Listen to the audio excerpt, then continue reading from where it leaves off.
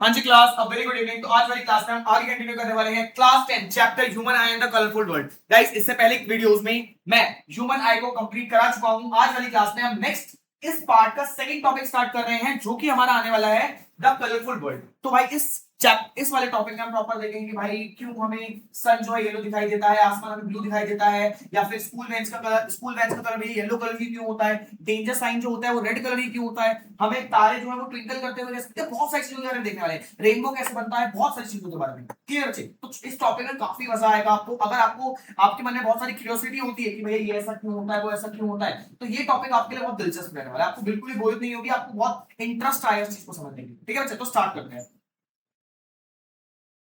तो हाँ जी क्लास, हम स्टार्ट करते हैं फर्स्ट टॉपिक के साथ। हमारा फर्स्ट टॉपिक है dispersion of light by glass prism. तो गाइस एक बात याद रखो, जो हमारी व्हाइट लाइट होती है भैया वो 7 रंगों से मिलकर बनी होती है भैया। व्हाइट लाइट 7 रंगों से मिलकर बनी होती है। तो भाई इस बात को याद रखो, जो भी व्हाइट लाइट होती है, white light consist of 7 colours, consist of 7 colours. भैया हमारी व्हाइट लाइट में 7 कलर्स होते हैं, और वो कलर्स कौन कौन से होते हैं, उन कलर्स को हम याद रखते हैं ट्रिक के साथ, VIBGYOR, VIBGYOR, violet, indigo blue, green, yellow, orange, red, VIBGYOR. ठीक है, व्हाइट लाइट में 7 कलर होते हैं। व्हाइट लाइट जो होता है वो 7 व्हाइट कलर 7 रंगों से मिलकर बना होता है, और ये 7 रंग वही रंग होते हैं जो हमारे इंद्रधनुष में पाए जाते हैं। कौन कौन से? Violet, indigo blue, green, yellow, orange और रेड, जिसको हम याद करने की ट्रिक होती है विबग्योर, VIBGYOR, विबग्योर। क्लियर बच्चे, समझ आ रहा है? अब इसको जरा पढ़ते हैं।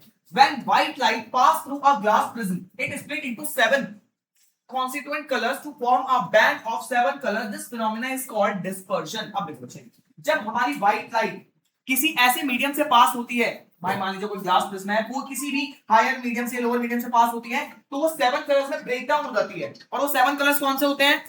हाँ भाई, तो व्हाइट लाइट किसी भी प्रिज्म या प्रिज्म जैसे सब्सटेंस से टकराती है, तो भैया वो 7 कलर्स में ब्रेक डाउन हो जाती है। और इन 7 कलर्स, ये 7 कलर्स वही 7 कलर्स होते हैं जो आपके रेनबो में पाए जाते हैं, और इस प्रोसेस को बोलते हैं, इस फिनोमेना को बोलते हैं डिस्पर्जन ऑफ लाइट। जब भी व्हाइट लाइट किसी ग्लास प्रिज्म या किसी तरीके से सब्सटेंस से पास हो, तो 7 कलर्स में ब्रेक डाउन हो जाएगी। वो 7 कलर्स होते हैं हमारे violet, indigo blue, green, yellow, orange और रेड। इसको बोलते हैं हम स्पेक्ट्रम, और इस ब्रेक डाउन वाले प्रोसेस को हम बोलते हैं डिस्पर्जन। क्या बोलते हैं बच्चे? डिस्पर्जन। तो डिस्पर्जन का मतलब, जैसे मान लीजिए आपके हाथ में बहुत सारी बुक्स थी, आप चलते गए आपके साथ टकरा गए, टकराने से क्या हुआ, वो सारी की सारी बुक गिर गई, फैल गई, डिस्पर्स हो गई। वो सारी की सारी बुक्स फैल, सेम उसी तरीके से भैया व्हाइट लाइट जा रही थी, व्हाइट लाइट जा रही थी, एक ग्लास प्रिज्म टकराई और वो 7 रंगों में टूट गई। ठीक है, 7 रंगों में, वायलेट, इंडिगो, ब्लू, ग्रीन, सब में टूट गई। इस प्रोसेस को क्या बोलेंगे? डिस्पर्जन। इस प्रोसेस को क्या बोलेंगे? डिस्पर्जन। समझ आ रहा है? कोई दिक्कत परेशानी? आगे बढ़े, बहुत बढ़िया। आगे देखो बच्चे, अब नेक्स्ट टॉपिक है भैया स्पेक्ट्रम। क्या होता है? The band of 7 colours form due to dispersion of white light is called spectrum. अब ये देखो, इस डिस्पर्जन वाले प्रोसेस से जो व्हाइट लाइट 7 रंगों में टूटी, इन 7 रंगों को बोलते हैं स्पेक्ट्रम। भाई मैंने आपको 2 चीजों के बारे में बताया। सबसे पहली चीज मैंने आपको बताई, देखो डिस्पर्जन क्या होता है। तो अगर आपसे पूछा जाए व्हाट इज डिस्पर्जन, तो आप लोग बहुत प्यार वर्ड से बोलोगे that dispersion it is the process, देखो सिंपल से बोलते हैं, it is the process by which, it is the process by which white light disperse into 7 colors, into band of 7 colors। ठीक है भाई, डिस्पर्जन। इसके बाद मैंने आपको बताया स्पेक्ट्रम क्या होता है भैया। तो ये स्पेक्ट्रम होते हैं हमारे वो 7 कलर्स, एक सेकेंड, स्पेक्ट्रम होते हैं हमारे 7 colours, 7 colours obtain bye dispersion. भाई डिस्पर्जन से जो 7 कलर मिलते हैं उसको स्पेक्ट्रम बोलते हैं। क्या बोलते हैं बच्चे?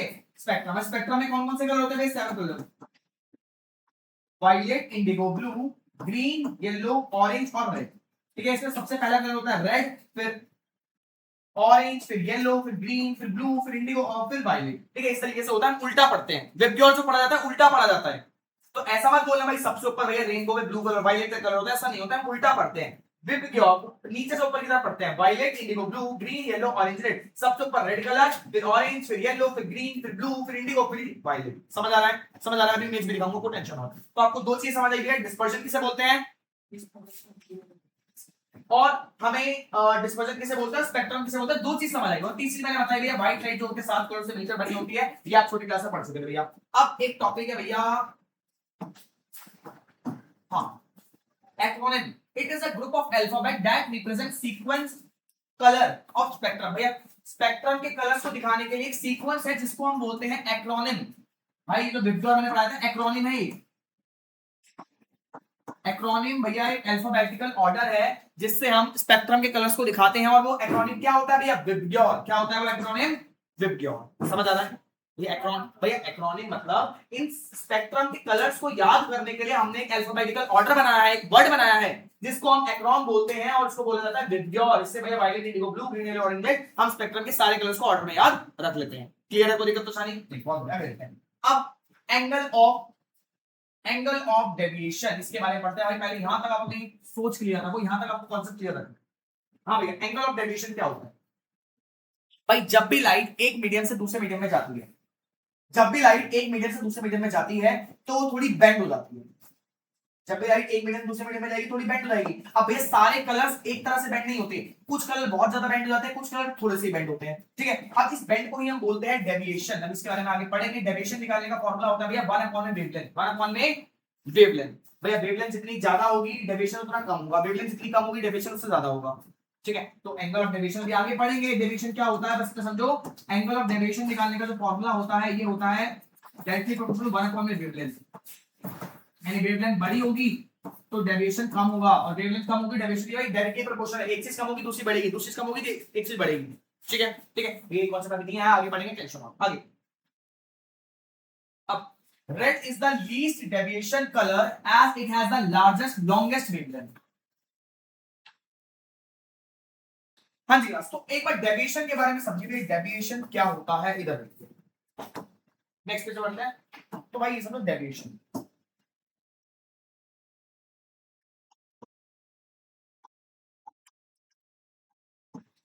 भाई डेविएशन का मतलब, भाई डेविएशन को समझो पुष्पा, भाई डेविएशन को समझो पुष्पा।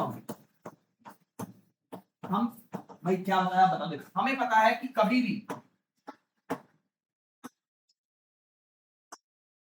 भी हमारे पास एक प्रिज्म होगा, और प्रिज्म के थ्रू प्रिज्म के थ्रू कोई व्हाइट लाइट पास होगी, प्रिज्म के थ्रू कोई व्हाइट लाइट पास होगी, तो व्हाइट लाइट जो है वो 7 कलर से ब्रेक डाउन हो जाएगी भैया। ये 7 कलर ब्रेक डाउन हो जाएगी, 1 2 3 4 5 6 7। और ये 7 कलर जो होंगे ये कौन से कलर्स होंगे भैया, ये होंगे हमारे ये होंगे VIBGYOR, violet, indigo, blue, green, yellow, orange और रेड।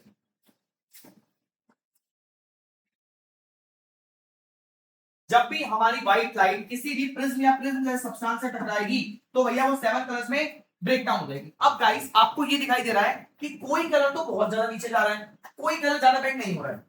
अब डेविएशन का मतलब होता है बेंडिंग ऑफ लाइट। भाई डेविएशन का मतलब होता है बेंडिंग ऑफ लाइट,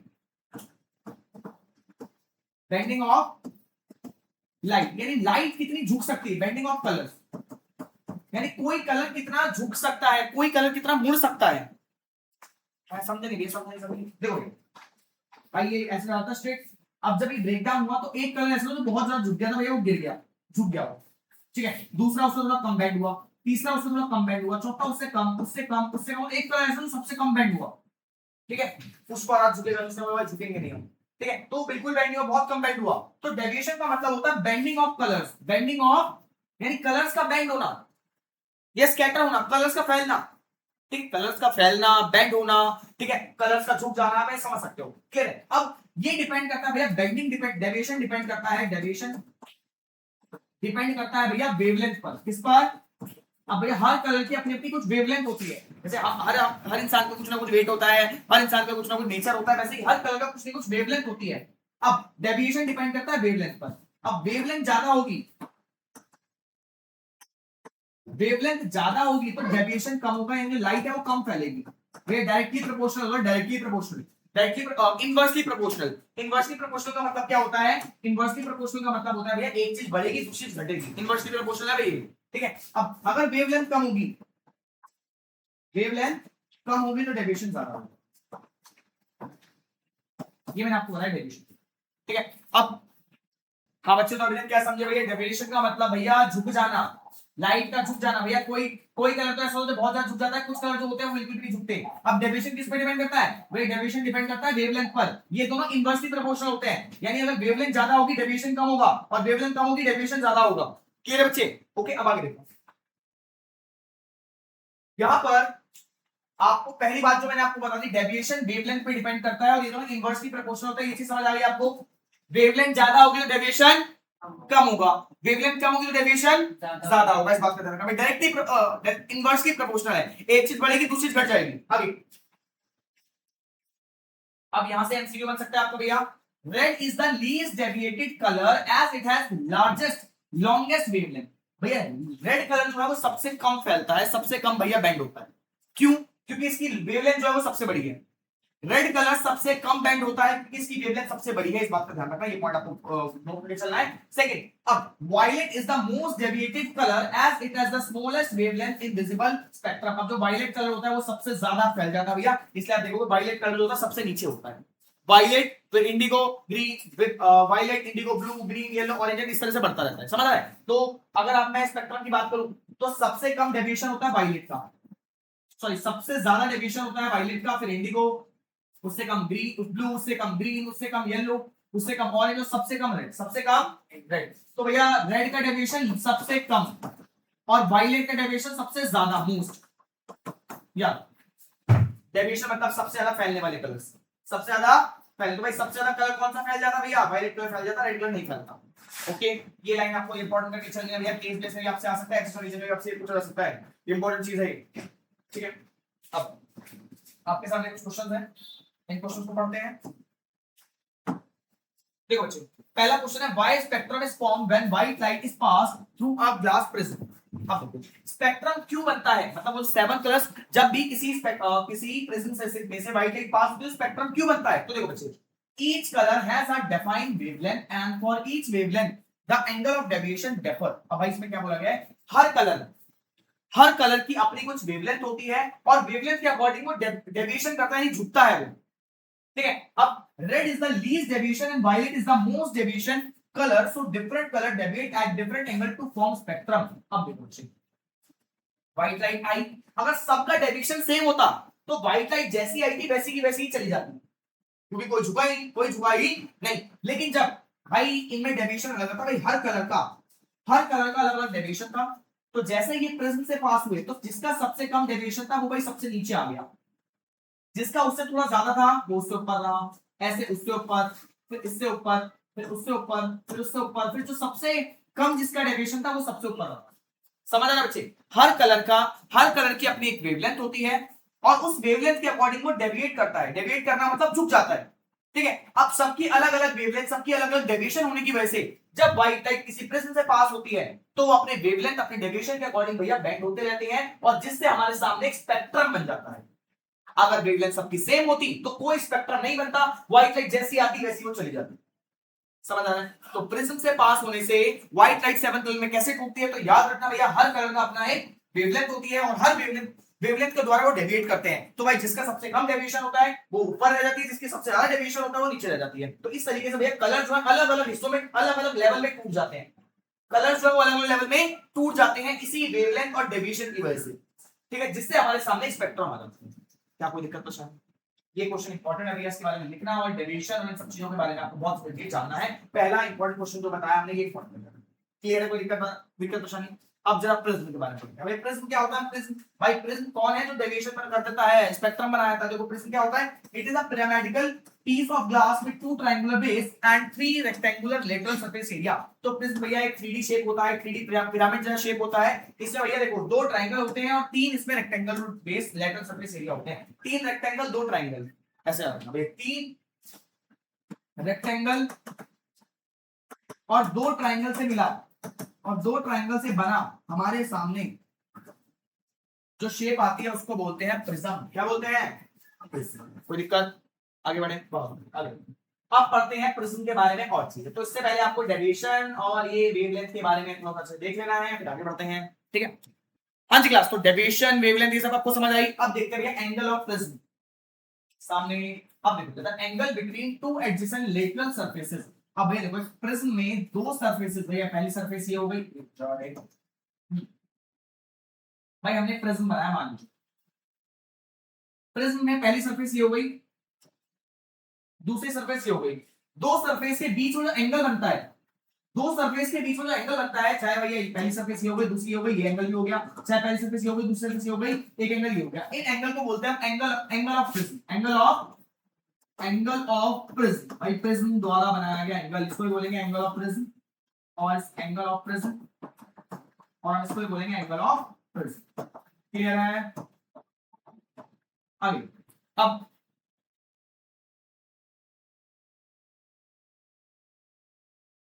अब एंगल ऑफ प्रिज्म हो गया। अब आगे कैसे बात भैया, reflection through a glass prism. भाई ये डायग्राम आपके लिए बहुत ज्यादा इंपॉर्टेंट है, डायरेक्टली क्वेश्चन आता है इससे डायरेक्टली, तो इसको बहुत अच्छे तरीके से समझेंगे आप। देखिए समझते हैं, सबसे पहले आप सभी को मैं ये दिखा दूंगा, जब साथ से बनाते हुए चलेंगे इधर, या पहले समझो। अब एक ग्लास प्रिज्म द्वारा रिफ्लेक्शन होता कैसे है, मतलब ये जो लाइट है ये कैसे बेंड होती है इसके बारे में देख रहे हैं, लाइट कैसे फैलती है इसके बारे में देख रहे हैं। सबसे पहले ये देखो आपके सामने क्या होगा, सबसे पहले आप भाई इंसिडेंट रे आई, भाई प्रिज्म के ऊपर एक लाइट डालिए, प्रिज्म के ऊपर एक लाइट डालिए, ठीक है। प्रिज्म भाई इस लाइन के अकॉर्डिंग इस लाइन को सीधा जाना चाहिए था, क्या जाना चाहिए भैया, सीधा जाना चाहिए था, लेकिन भैया क्या होता है, इस ग्लास स्लैब द्वारा जो हमारा इंसिडेंट रे होती है वो बेंड हो जाती है, इस ग्लास सरफेस के द्वारा, इस प्रिज्म के द्वारा जो हमारी इंसिडेंट रे होती है वो बेंड हो जाती है, जिसके द्वारा भैया जाना उसको सीधा चाहिए था, लेकिन वो भैया कैसे चली जाती है,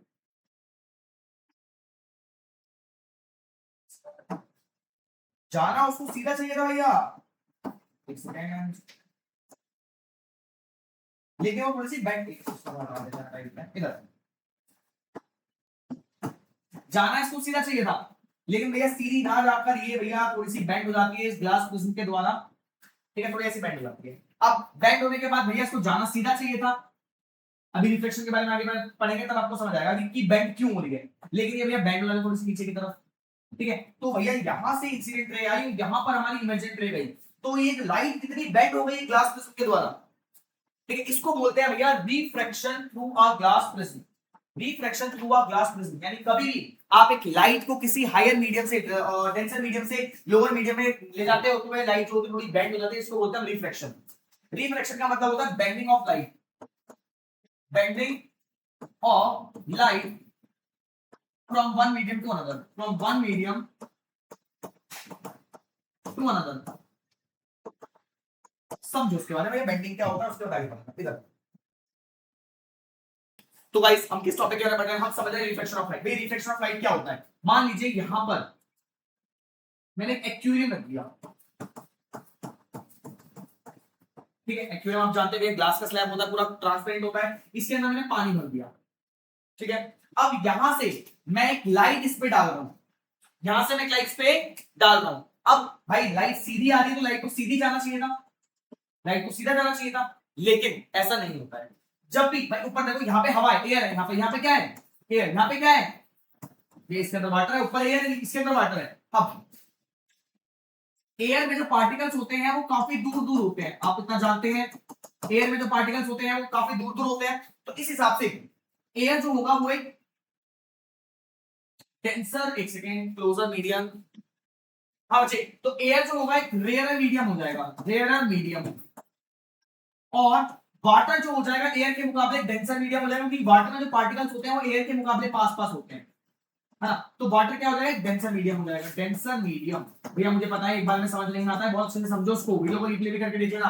बाकी देखो कभी भी लाइट किसी रेयर मीडियम से डेंसर मीडियम में जाती है, कभी भी लाइट किसी रेयर मीडियम से डेंसर मीडियम में जाती है तो थोड़ी सी बेंड होती है, क्या होती है भैया, बेंड होती है, क्या होती है, बेंड। अब यहाँ पर हम बेंडिंग देखने के लिए ना एक 90 डिग्री नॉर्मल बना लेते हैं, नॉर्मल 90 डिग्री एंगल बनाते हैं ताकि हम देख सके कि बेंड किस तरफ हो रहा है। भैया बेंड नॉर्मल की तरफ हुई है, नॉर्मल से दूर हो रही है, बेंड नॉर्मल की तरफ हो रही है, नॉर्मल से दूर हो रही है, इस बात का ध्यान रखना, ठीक है। अब तो आपको इतना समझ आया भाई रिफ्लेक्शन का मतलब क्या होता है, आपको इतना समझ आया, रिफ्लेक्शन का मतलब होता है bending of light, bending of ray of light, of ray of light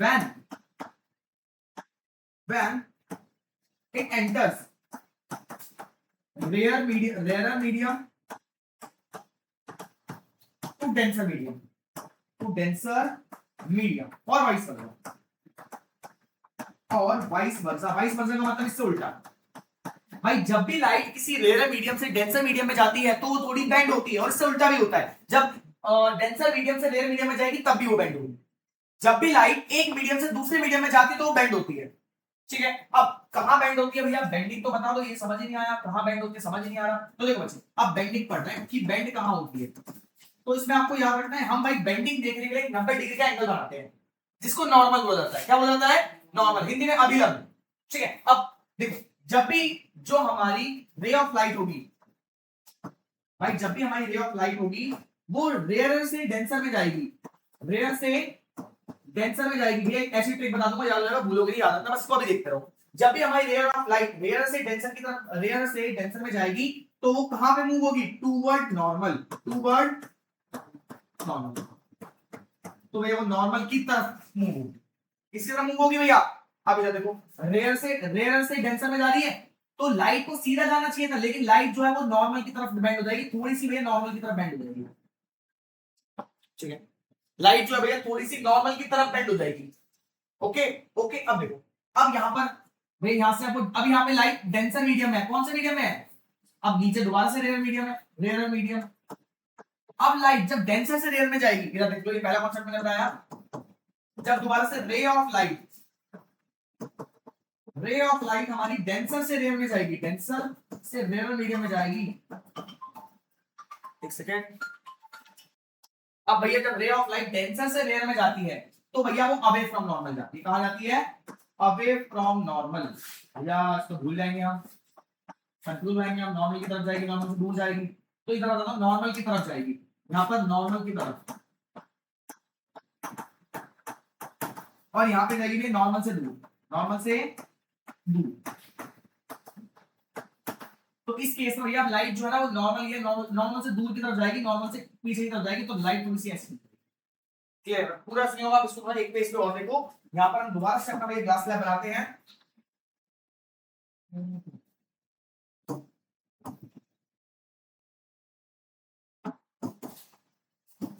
हाँ, अब इधर देखिए थोड़ा सा भाई, ऊपर इसको थोड़ा सा एडजस्ट करना पड़ेगा। हाँ, ऊपर है भैया हमारे एयर, इसके अंदर है हमारा वाटर, या आप ग्लास भी मान सकते हो, नीचे दोबारा से एयर। ऊपर हमारा एक रेयर मीडियम है, इसके अंदर हमारा कौन सा मीडियम है? Denser medium. कौन सा मीडियम? और नीचे की तरफ दोबारा से रेयर मीडियम, दोबारा से रेयर मीडियम। अब यहां आती है रे ऑफ लाइट, यहां आती है रे ऑफ लाइट। ठीक है, अब रे ऑफ लाइट तो यहां पे आती है रे ऑफ लाइट। ठीक है, और यहां से निकल जाए। अब जब रे ऑफ लाइट हमारी एक रेयर मीडियम से डेंसर मीडियम में जाएगी तो किसकी तरफ मूव होगी? जाना इसको सीधा चाहिए, जाना इसको सीधा चाहिए था, लेकिन वो किसकी तरफ मूव हो जाएगी? नॉर्मल की तरफ। किसकी तरफ मूव हो जाएगी? नॉर्मल। तो भैया वो थोड़ी सी नॉर्मल की तरफ झुक जाएगी।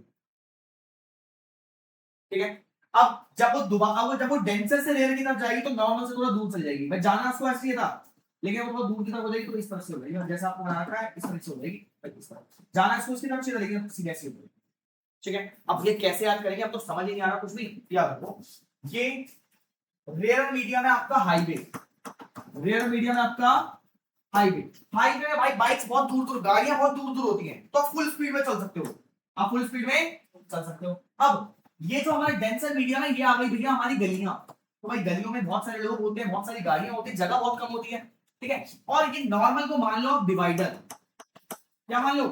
डिवाइडर। तो याद रखना, जब भी आप हाईवे से आप गलियों में आते हो या फिर कच्चे कॉलोनी में आते हो तो भैया आप डिवाइडर की तरफ चलते हो, क्योंकि भैया जो बड़ी बड़ी गाड़ियां होती है वो तो बीच में होती है। तो हम कोशिश करते हैं कि डिवाइडर की तरफ जाए, ताकि डिवाइडर के पास से निकल जाए।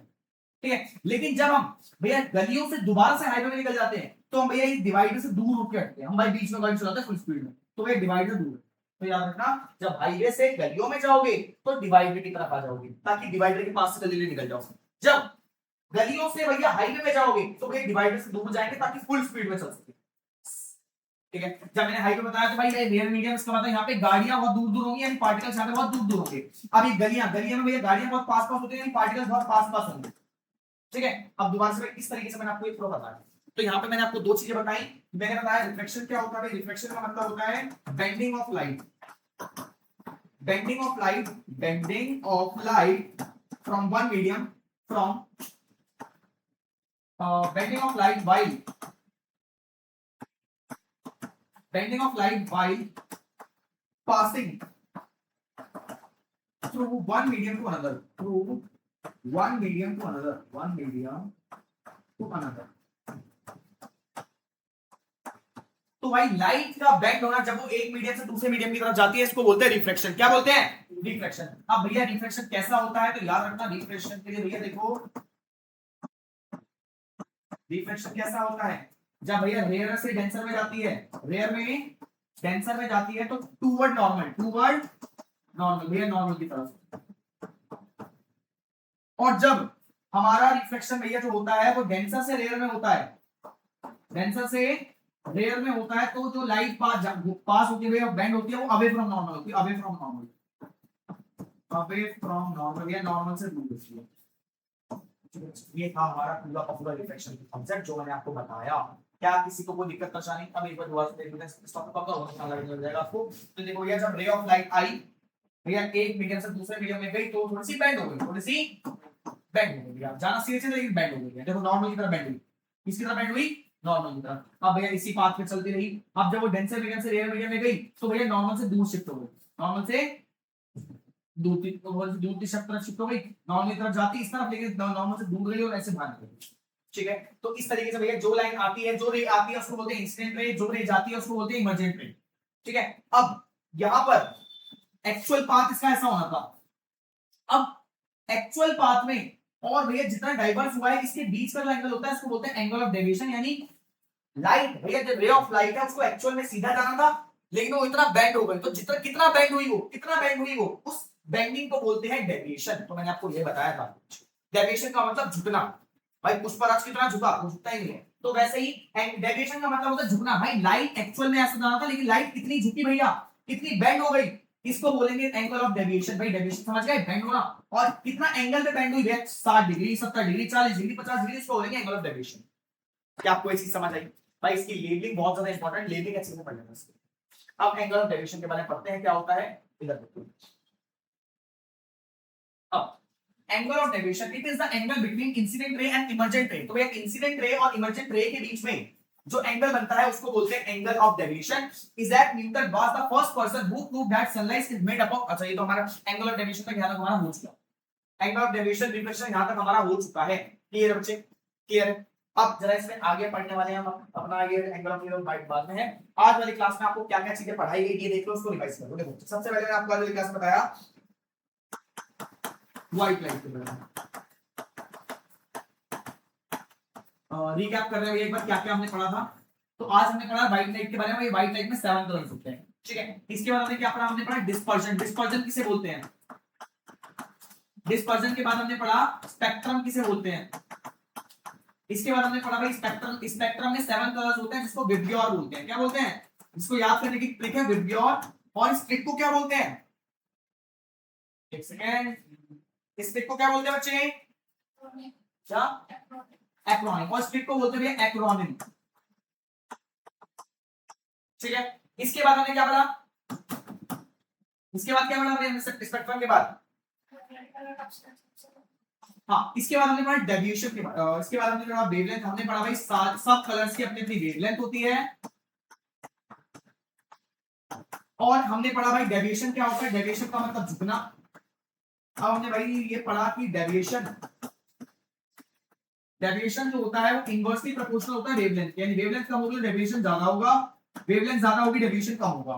ठीक है, फॉर्मूला देगा। इसके बाद हमने क्या पढ़ा? हमने पढ़ा भाई सबसे ज्यादा भाई लीस्ट डेविएशन किसके होता है और हाईएस्ट डेविएशन किसका होता है, इसके बारे में पढ़ा। ठीक है, देन प्रिज्म के बारे में। हाँ, इसके बाद हमने प्रिज्म के बारे में पढ़ा। प्रिज्म के अंदर फिर हमने रिफ्लेक्शन के बारे में पढ़ा। भाई रिफ्लेक्शन का मतलब बेंडिंग ऑफ लाइट। रिफ्लेक्शन का मतलब बेंडिंग ऑफ लाइट। इसके बाद हमने लास्ट टॉपिक पढ़ा angle of deviation. Angle of deviation, भैया कोई मुझे बता सकता है एंगल ऑफ डेविएशन क्या होता है? भैया इंसिडेंट रे और हमारी इमर्जेंट रे के बीच का जो एंगल होता है उसको क्या बोलते हैं? Angle of deviation. क्या इसमें कोई भी दिक्कत आपको आई? भैया मैं बताता हूँ किसमें आपको दिक्कत आएगी, पर्सनली अपने ओपिनियन से बताता हूँ। डेविएशन आपको समझ में थोड़ी दिक्कत आ रही होगी डेविएशन में। एक तो डेविएशन में, ऊपर से और रिफ्लेक्शन है। भाई इन टॉपिक्स को आप जरा 2-3 बार रिप्ले करके देख लो और लिख के देख लो, एक बार रीड कर लो, आपको पूरा क्लियर हो जाएगा। तो आज की क्लास में इतना करते हैं, नेक्स्ट क्लास में न्यू वाले टॉपिक आगे बढ़ेंगे और आगे टॉपिक्स कंप्लीट करेंगे। क्लियर है बच्चे? कोई दिक्कत परेशानी? वीडियो को भैया इन टॉपिक्स को जरा रिप्ले करके देख लेना क्योंकि वो टॉपिक्स थोड़े से डिफिकल्ट है। ओके क्लास मिलते हैं, बाय बाय, नेक्स्ट क्लास में मिलते हैं।